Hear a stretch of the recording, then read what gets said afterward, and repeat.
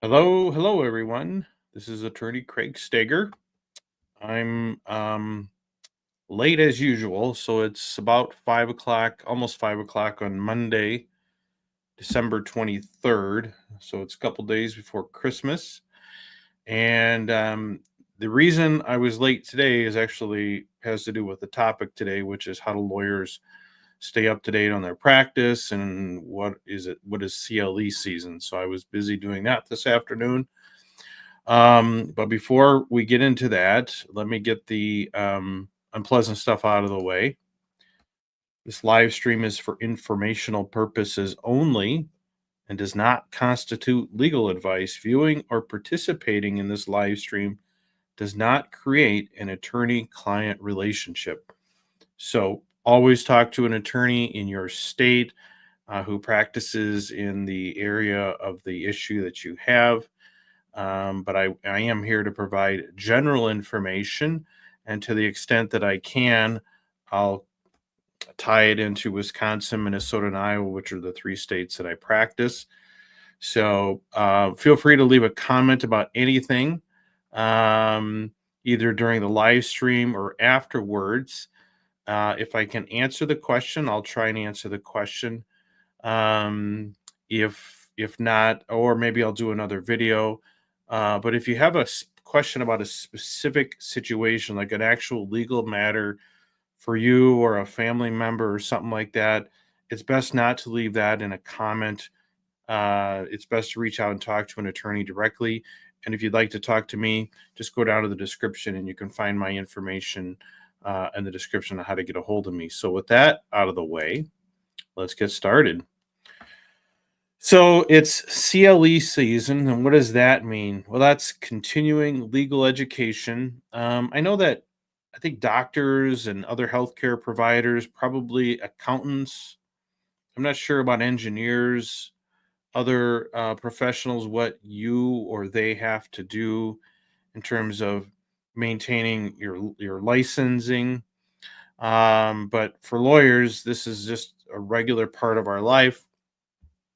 And so this afternoon, I was finishing up the last of the CLEs that I have to do for this year, um, um, because some of my credits have to be what we call live as opposed to on demand. So let me kind of get into that a little bit. Um, so most states have a continuing education requirement where the lawyers have to take certain credits. Usually it's so many credits kind of on courses that the lawyer finds relevant to their practice. For the most part, we're allowed to pick and choose which kind of classes we want to take.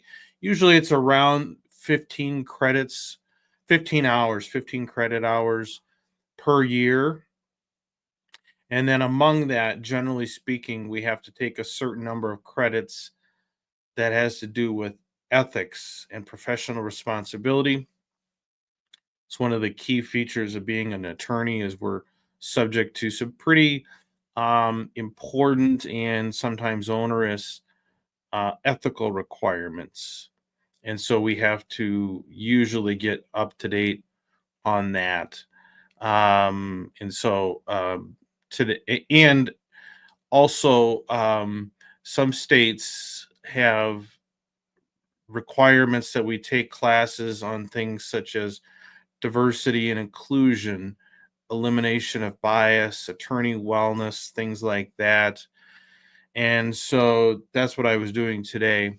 I had a 3 credit class today um, on essentially on elimination of bias in the workplace. And that one was actually the presenter was in another country. She was traveling or something like that. That's probably one of the most remarkable things that have changed over the course of my almost 20 years.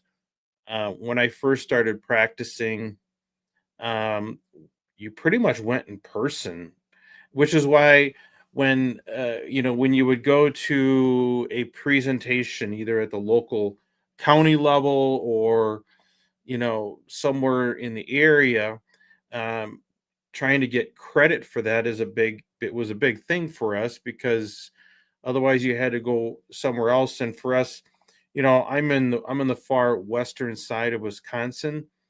And for us to do in person CLEs for Wisconsin when I was a very young lawyer, usually had to go to Madison, or Milwaukee, sometimes Eau Claire, but basically Madison or Milwaukee. And that's a whole day event. You want to go over and do 6 or 7 hours at a time, and then you have to travel. Sometimes you'd have to spend the night. So getting your credits however you could was important. And then I got licensed in Minnesota right away after I took the bar exam in Wisconsin, and so I had to start reporting there. And it was same thing, but kind of in the opposite direction. So oftentimes I'd have to go to Minneapolis to take a legal, continuing education. That's a 3 hour trip each way for me, close to it. So, it, it was um, it was pretty onerous, to be honest with you, from a time and financial standpoint when I first began practicing. And then I don't remember. Um, I don't remember how it transitioned. I believe we started getting like live phone presentations. Video kind of came with when YouTube and live streaming became possible. I think maybe we bought VCR tapes. I don't even remember. But eventually we started doing live presentations, and I remember at first it was kind of a disaster because connections were poor on both ends, and you couldn't make out what they were saying. Um, and then it was really with COVID. COVID really transformed the legal world, like everyone, because now we were forced to do these things remotely. Um, or like you could go online and you could order a presentation that had already been done, and we call that on demand. And then it just became the nice thing is, so in addition to Wisconsin and Minnesota, then I practiced in Iowa. And Iowa, so I have what's really complicated for me is I have to report every single year in Iowa, 15 credits a year in Iowa. But I don't have to go to Iowa, fortunately. Now I do my CLEs online. I'll tell you a little more about that in a moment. Wisconsin, I have to, and I do it. You have to. It's January to December every year. Get your 15 credits in. Wisconsin is every other year, again from January to December, and it's 30 credits, which is isn't really any different because I'm already doing 15 credits a year. Um, and so Wisconsin, I have to do it every 2 years, and then Minnesota is every 3 years.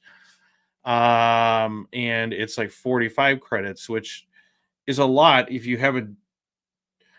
I'm actually kind of glad I practice in Wisconsin and Iowa because I could very easily see lawyers trying to fit 45 credits in with a month to go in Minnesota. It would be real easy to get yourself stuck in a pickle there. Um, and but when COVID happened and everything, we were allowed to do everything remotely. That was great. And then once things kind of went back to normal, Iowa and Minnesota, somewhat surprisingly, I say surprisingly because Minnesota has its own. The state bar has a lot of seminars and stuff. It's a revenue generator, so there's a lot of financial interest behind the CLE process because they make us um, they make us purchase these courses that they sell to us, and so it's actually a pretty significant revenue generator for those that do it. Um, so Iowa and Iowa and Minnesota both surprisingly stayed at we can do everything on demand, which means that we don't have to be um, either in person or like in real time. Like I'm live streaming right now. If it required a live stream, like a live event, you'd actually have to show up so you can listen to comments and things like that. And Wisconsin took a hybrid approach, and Wisconsin says, well, you can do 15 of your credits on demand, but 15 of them have to be live, with the idea being, and this, in my experience, this is just my own personal opinion, is a difference that doesn't matter. In that the idea being is if you attend a live seminar like this, even if it's remotely, that if people have questions or you have questions, you have a chance to ask the presenter or the moderator. But no one really ever asks questions. But if you just do it on demand, well, then if you have questions unanswered, then you may not have gotten enough out of that presentation. I kind of think that's really more of a fiction, and the reason why Wisconsin at least went back to requiring have to be um, live presentations is in Wisconsin, the state bar of Wisconsin, which I'm a member of. I'm required to be a member of it. I pay dues. I was on the board of governors for a while. Um, has a very large educational course department, and this is where I think the financial implications are important because the state bar makes a good chunk of revenue that the state bar needs to operate all its programs comes from CLEs, and by making it makes it more likely that people will purchase state bar materials to do their courses, and it kind of keeps that revenue coming in. That's my that's my own personal opinion. Um, so take that with a complete grain of salt.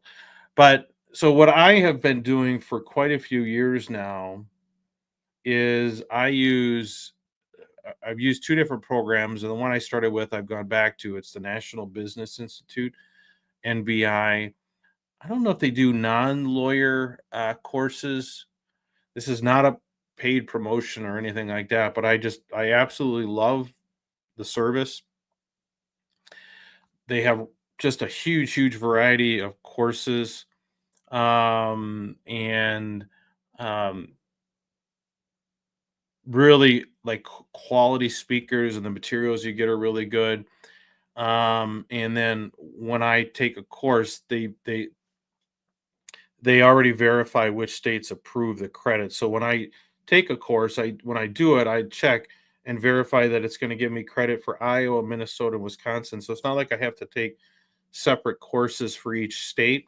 I can take one seminar that qualifies for credit for each of those states, which is a huge help. Otherwise, I would be doing nothing but CLEs to try and maintain my licenses. And so I have been doing NBI, which has been almost entirely um, virtual, either live webinars or on demand. And the live webinars are good. The challenge to live webinars is that it's hard for me. I'm a busy trial lawyer. It's busy. It's hard to find six 6 straight hours where I can do a seminar unless I schedule it way in advance. And a lot of times you just don't get that much notice about it. So I try to do as much on demand so I can really pick the credits that exactly the courses that I want, and then play and listen to them when I want to. And so I like the NBI because I can get credits for all three states. And what I've done, and I have 2 days left on my last unlimited subscription for a year. It's $100 a month, so it's $1,200 a year I pay, and I can go on any course that I want. And it's worth it to me. But I was looking at the rules, so I have this very elaborate grid. Actually, let me show it to you. I have this very elaborate grid. I'll put it on the screen here. This is what I have to contend with to make sure that I get um all my credits here. Let me see here if I can. There. So this is my Google Sheets CLE grid, okay? And this is all the courses that I did this year. The ones in green are live and the other ones are on demand. The blue ones are on demand. And the reason that matters is whereas Iowa and Wisconsin, I'm sorry, Iowa and Minnesota allow all demand. Wisconsin requires some credits to be on demand, at least live. Okay, so I keep track of which ones I make sure I know what credits are available, and then I keep track of the credits that I've earned. Yellow means that they may be still subject to approval or something like that, so that's why I put that in. Or they may be like expiring soon, so I have to get them done. So today I was doing which one was it? Combating bias in the legal profession. This was a 3 credit one, so I did that this afternoon. I actually did some on construction law, advanced construction law this morning. I did part of that. Now, I don't do anything with construction law, but I needed the live CLE credits. So I did part of that. Um, so, and the reason why I have to do it this way is because some of these seminars will be approved in Minnesota and Iowa, but not Wisconsin, or vice versa. And then Wisconsin has a different um, system. Like it uses 50 minutes instead of an hour. So like when you get like for longer courses, Iowa, Minnesota will recognize 6 credits, but Wisconsin it's 7. And then if you go over here, there's some will recognize ethics for one state, but not another. Iowa has a requirement of getting attorney wellness credits. Minnesota, I believe this is a new one that's going to start next year when I have to report again. It's a mental health and substance abuse category. Like I said, this is a new one for Minnesota lawyers. And it's in yellow. I have a couple that I have to do yet this week, and they're in yellow because I think the approval is still going through. And then like diversity and inclusion is a requirement in Iowa, and elimination of bias is required in Minnesota.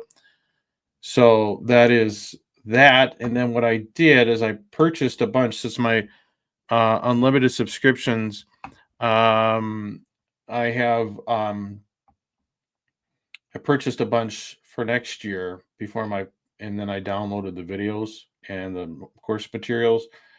And so this is a bunch that I have available to me over the next year or maybe 2. And again, I indicate what credits are available, and then I'll record in here when I earn the credits. Yeah. So that's how I keep track of it. I see we've got someone in the chat. So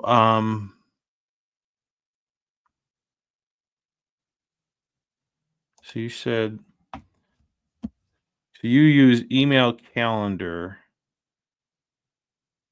but you set the date from the time it's open till close. That way you can compare bar charts for the ones with limited time. Yeah, I'm going to have to add a section. I'll have my legal assistant add a section on here for when certain credits expire. Yeah. With Excel, I lost all the completed courses and have it formulate all the total hours completed. Yeah, and that's what I have down here. So if you look here, this automatically totals and updates with these. So yeah, and then I keep the courses and videos saved. So if I ever want to watch them again, or maybe have an associate, so it's not that bad, except that, like I said, because the 3 states I do are all different, and they require it different times. If we could get Wisconsin to go to all on demand, that would make it a lot easier for me. But so now I believe with the ones that I purchased now, I may be able. I'm going to let my unlimited subscription expire, and then I believe I'll have to check, but I believe I can go at least a year, maybe almost 2 years before I have to purchase another subscription. I have to see how that works. So anyway, that's I don't know. I mean, some courses are better than others. I think a lot of lawyers, myself included, sometime are doing a little bit of multitasking when we do these, and but some are better than others.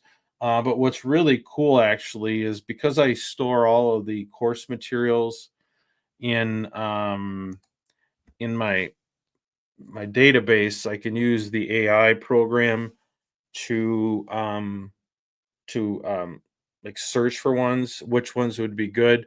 Like some are like very specific to practice area, like medical malpractice, or if I want to do a refresher on collections of law, I can dig in there and find out which ones might be good. Maybe I have a 3 hour window one day, and I just want to like do a seminar. So this one I kind of have it all ready to go, and I just need to kind of like use these over the course of the next year. That's my plan anyway. So anyway, yeah, so that's what we do. It's it's probably necessary. I mean, I think for the most, I do a lot of reading anyway. I attend a lot of seminars. I listen to a lot of podcasts. So for personally, I think I spend a lot of time trying to get better anyway. And so the CLEs sort of become kind of more of a hassle than anything else because but it is what it is. We have to do it, and I try to get as much as I can out of it. Um, some of the some of the seminars, especially if they're really good presenters, you walk away just feeling anxious because you're like, man, I don't do that, or I made that mistake, right? And so, especially the ethics ones can really be anxiety inducing because you start thinking about all kinds of things that you weren't thinking about before. So, but they know that there's a lot of lawyers that are scrambling in the latter part of December every year to get their credits, and so they fortunately have a pretty good selection of on or live presentations. I'll probably be doing the same thing again next year, but my goal is to try and be a little more proactive throughout the year and actually schedule it into my calendar and do some things. um yeah, I'm just looking ahead here. Like I've got one on pain and suffering damages and personal injury cases, anatomy and physiology essentials for attorneys, deposing and cross-examining orthopedists, neurologists, and other medical experts. You can never, you could always learn some new trick for that. I have some depositions coming up with a bunch of medical doctors in the next few months and a couple big cases I have.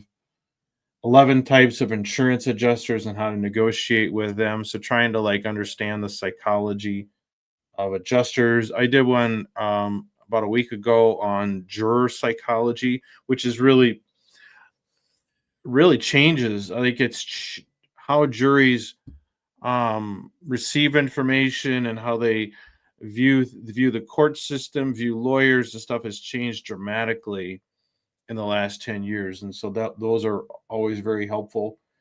I got one in there on product liability. I got one on wrongful death, independent medical examinations, just kind of trying to keep up with what the new defense medical experts are doing. Let's see here. Mini med school for medical malpractice lawyers, premises liability. So those are some of the things I have planned to do next year. Um, yeah, book it on your actual calendar makes it more likely you do them. Um, yeah, that's actually my plan. It was actually my plan this year, and just didn't it just didn't work out that way. Um, but it takes time, and I have a new assistant now, and so I had the other one kind of trained up on it, and then she got promoted to another position in our firm, and so then I'm training this new person who has no prior experience in law, and so I'm getting her acquainted with it. And it's only because my subscription is expiring on Christmas actually that I'm doing this now. Otherwise, I would have her do a bunch of this next week or whatever. But yeah, I mean, it's ideally I would schedule this stuff out, but now I have my list and I'm doing more weekly check-ins and long-term planning on my calendar. So I think we'll see. We'll see when I live stream in December of 2025. We'll see if I'm still scrambling at the end or if I have it. I actually think I'm going to have most of my credits done um, by August because Minnesota's weird. Minnesota, we report, I think in July, actually, July or August. It's just every 3 years in July or August, and so I'll know whether I got all my credits in by then, and so I probably won't have to be doing this, knock on wood, next year, but we'll see. But if you're an attorney trying to figure out what's the right way to get your CLEs, especially if you practice in multi jurisdictions like I do, take a look at MBI. Like I said, this is not a paid promotion or anything like that, but I do like the unlimited subscription. It's a You have to do it for at least a year. Otherwise, I just buy it every December. Give me an unlimited subscription for 1 month, and I'll do all my CLEs. But I think you got to do at least a year, and it's like $100 a year. But what are you gonna do? It saves me a lot of driving around to Madison and Milwaukee and Minneapolis and Des Moines, all that kind of stuff. So it's very nice. Um, it's very nice to be able to do it from my computer. Yeah, that's what I have. Make a list of all the required ones and just put them in order they have. You pick the ones you want when the time's permitting. Yeah, that's what I'm trying to do here with this one. Um, and I think my assistant will be part of her job every month will be to look to see what's the calendar look like, and let's actually schedule. Like if I have an opening for a day or an afternoon, I'll have her go ahead and just schedule it on there. Um, that's the plan anyway. But yeah, if anyone, I mean, I don't know if this database will help anyone if you're not in the 3 states I practice in, but this is how I did it. It's been the best method I've found so far, and it's something that I can easily access from my because it's a Google Sheet, so I can access it from my phone or computer, any place, wherever I need to. So, yeah, that's what I do. Um,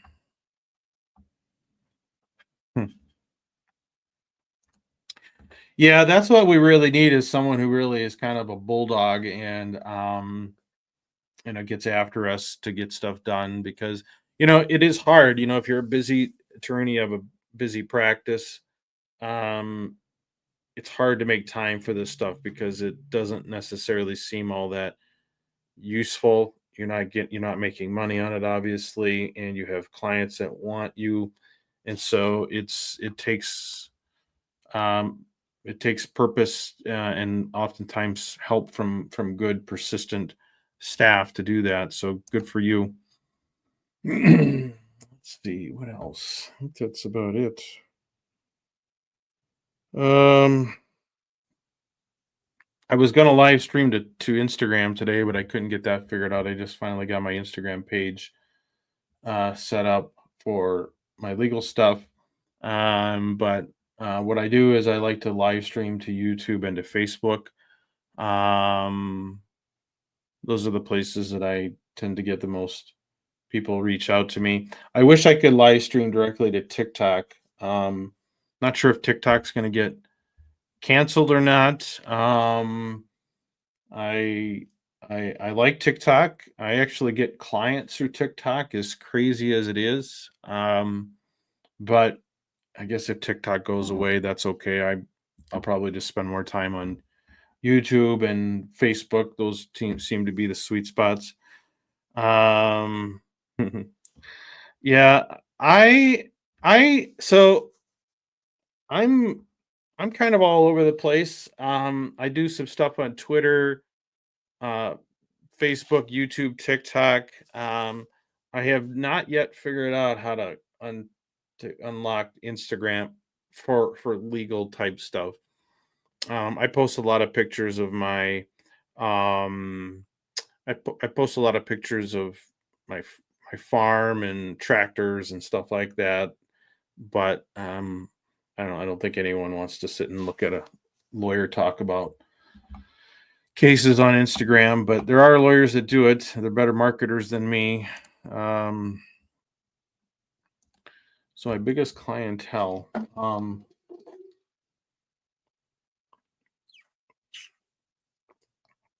it's a wide range. Um, it's a wide range. I do a lot of personal injury cases. So just anyone that gets injured, malpractice victims, car accident victims. I like to work on trucking accident cases when I can. Um, so yeah, I mean, as far as the social, um, I mean, I think YouTube. I like YouTube because most people go to YouTube to search for stuff, questions and answers. But strangely enough, TikTok is like the second biggest search engine in the world after Google slash YouTube, or at least it used to be. I don't know if that's still the case or not.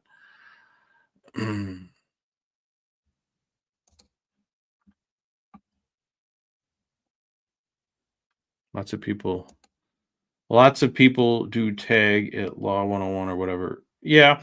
So one of the things that I do, when I do these live streams, I run them through a program called Opus Pro, which is an AI generated thing that chops it up into shorts and reels.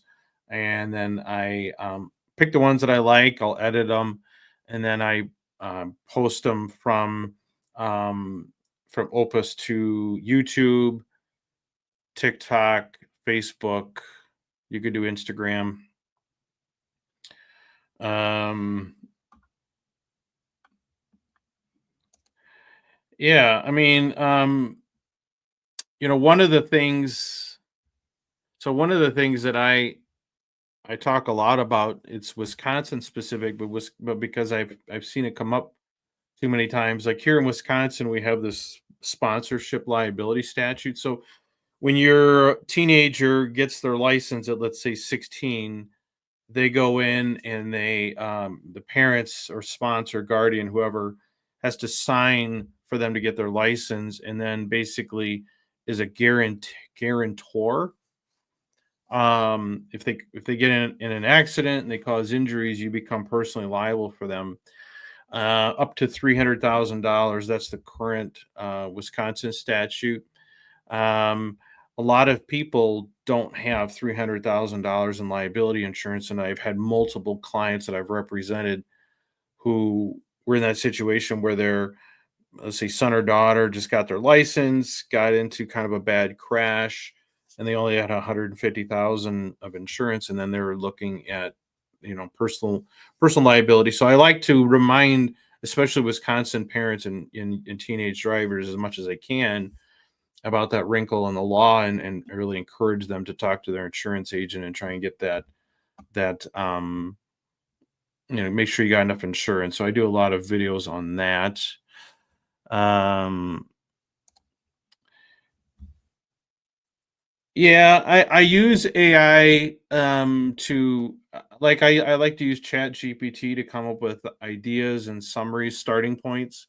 Um, but the I use a program that processes my podcast. I have a podcast that I do, and it does a very nice summary and chapters and things like that. It's usually pretty accurate. And then I use Opus to create shorter videos. Um, some are good, some are not so good, but it does an amazingly good job of of our understanding the conversation and picking out 30 seconds that are good for shorts and reels. So I do that. Um, but I found it's a huge time saver. Um,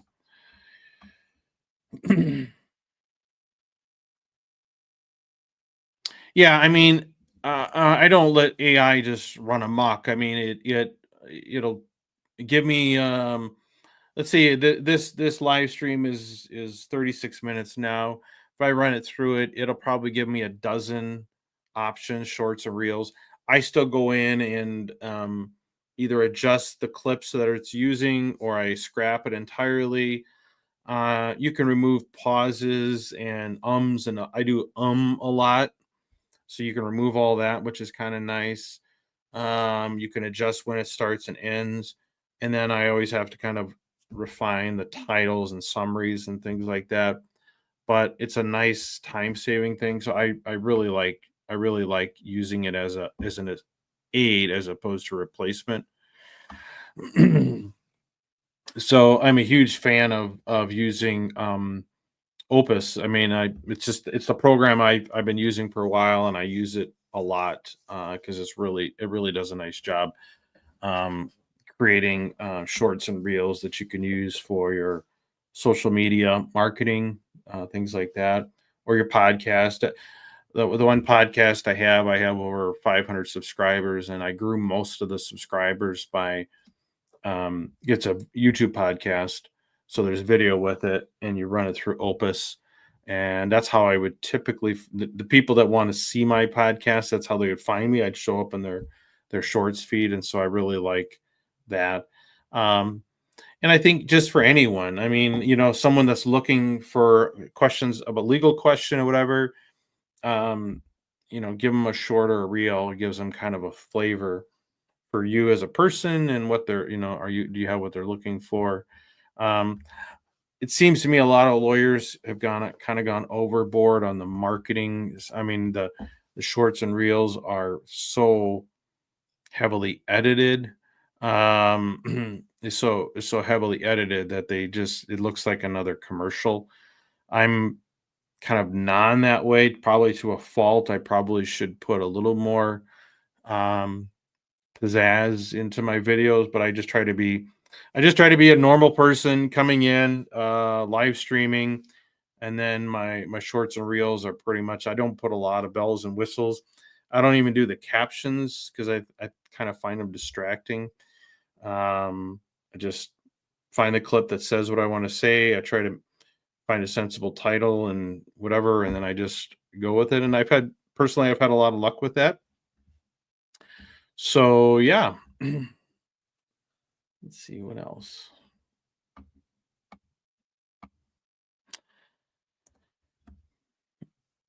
Yeah, I've been thinking about that. So I keep one of the best things that I did, and this is probably sound crazy, is I got a separate phone for my work and marketing. And that made it much easier for me to record videos. And then I actually really like to use, let's see if I got one here. So I use these cameras for everything. It's like a GoPro, but this is an Insta 360. Um, I do a lot of I do a lot of recording um, around our farm, but I record a lot of my short videos off of this. It's got a tripod and stuff. It's got a really good lens on it. It's got a flip up screen so you can see yourself. You can hook up a nice wireless mic here to it and have really good sound quality. I actually think this is one of the best things um, for making videos. I'm not a big fan of making videos on my phone, even though I have a marketing phone. I find a GoPro type camera to be a lot more, just a lot less intrusive. And I can carry it around with me. I can, um, you know, I'll put it on the dash of the vehicle, my car, when I drive to the other office. And then I've kind of got into the editing and stuff, which I'm trying to train my assistant to do that for me. But I'm kind of a newbie video editor. But yeah, I do like video. Yeah, yeah, I've been doing that. Yeah, I've been doing a lot of videos on trucking accidents and trucking regulations. And so last week, I was up picking up my one of my daughters from college, and I saw um, some semis doing some things that caught my attention. So I pulled out my camera, threw it onto the dash, and recorded some of that. Is very, very helpful.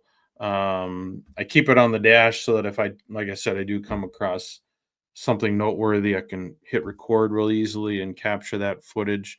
But I do plan to do more videos, kind of like at scenes or things like that, because I think it can, um, it's better than recording like this in kind of a sterile office or whatever. So I do like that. Um, yeah. I try to do that. Those are actually kind of nice ones to do in the car, as crazy as it sounds. I make a lot of videos in my vehicle. It's all hands free. It just sits on the dash. I actually don't even notice that the camera's there, but I just talk and make videos that way. And I've had some of those videos do really well. So yeah. Well, let's see here. I have to.